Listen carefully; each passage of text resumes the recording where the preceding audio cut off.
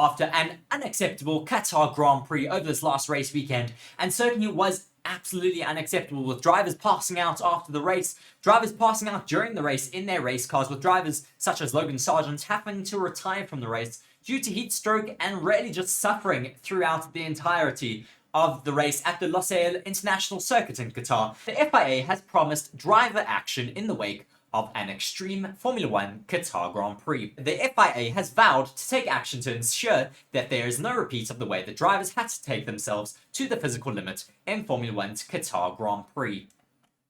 The excessive heat and flat-out nature of the race at the Losail International Circuit on Sunday left drivers facing one of the biggest challenges in their Formula One careers, which they described as hell and torture. Logan Sargent had to retire from the race with heat stroke, Esteban Ocon was sick in his helmet, Lance Stroll passed out several times during the race, and others struggled to make it to the checkered flag, before needing to go to the medical centre after the race was ended.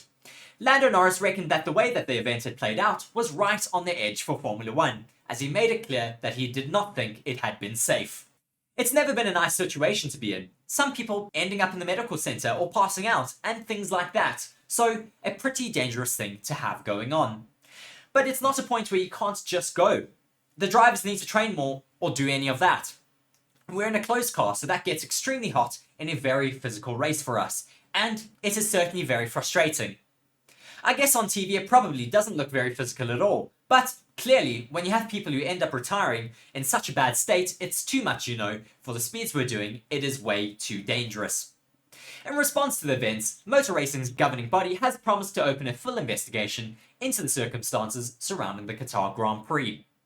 As it made clear, drivers should not be expected to compete in such conditions. In a statement issued on Monday night, it said that the FIA notes with concern that the extreme temperature and humidity during the 2023 FIA Formula One Qatar Grand Prix had an impact on the well-being of its drivers. While being elite athletes, they should not be expected to compete under conditions that could jeopardize their health and safety. The safe operations of cars is at all times the responsibility of the competitors. However, as with other matters relating to safety, as circuit infrastructure and car safety requirements, the FIA will need to take all responsible measures to establish and communicate acceptable parameters in which competitions are held.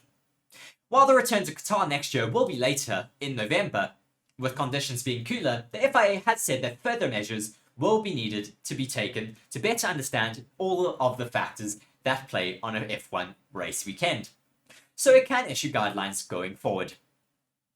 The FIA has begun an analysis into the situation in Qatar to provide recommendations for future situations of extreme weather conditions.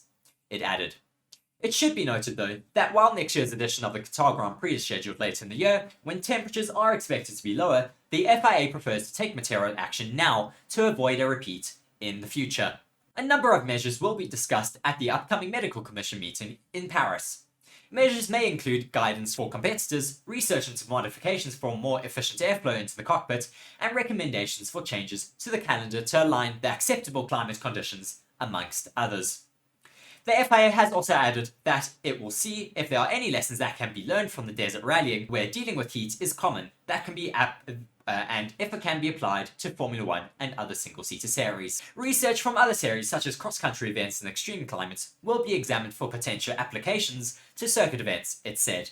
The FIA's commitment to closer cooperation between technical safety and medical departments under the leadership of FIA President will facilitate this process. It certainly was an unacceptable race weekend, with Formula One fans also saying they would prefer empty weekends over a hypeless Qatar Grand Prix. For all the new graphics explaining the last lap that a driver could pit, the one I enjoyed most was the self-congratulatory record of 120,000 fans over the weekend, like it was a point of pride. Qatar celebrating that they beat their attendance from 2021, a replacement race in a pandemic-affected year with a 3-day figure that pales against a single day at Silverstone, Spa-Francorchamps, or Qatar seemed like a toddler giving themselves a gold star, not wetting the bed, or George Russell just saying, "Good job for overtaking into turn 1 like he did in the sprint race." I'm not one who wants the broadcast to cut to fans every few minutes, but the lack of on-site interest was unmistakable, further exaggerating the hypeless race. It was certainly a farcical weekend in Qatar, and while we were talking about all this hypeless race, let's also talk about the actual racing with the FIA mandated pit stops thanks to the Losail curbs of terror. There's no other way to cut it though. This Grand Prix was a farce from the moment it began, with tyre issues that could not handle the Losail International Circuit. Whether it was Pirelli who were at fault or these pyramid curves that were introduced in this Grand Prix weekend, it is still irrelevant. Formula One fans would mock NASCAR, India, or Formula E if they heard that the tyres can't drive on a circuit, and they must accept that the sport looked like a joke in Qatar.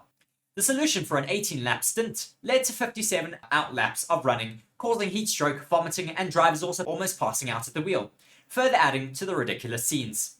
Honestly, I would have preferred an empty weekend, somewhat like April's Imola cancellation, created to properly catch my breath for 5 races in 6 weekends, which is a finale that we have next. Perhaps I can't put my finger on the issue with Qatar because I don't have enough fingers, or maybe it's such that Liberty Media have 55 million reasons from Qatar each year not to think about what fans care about.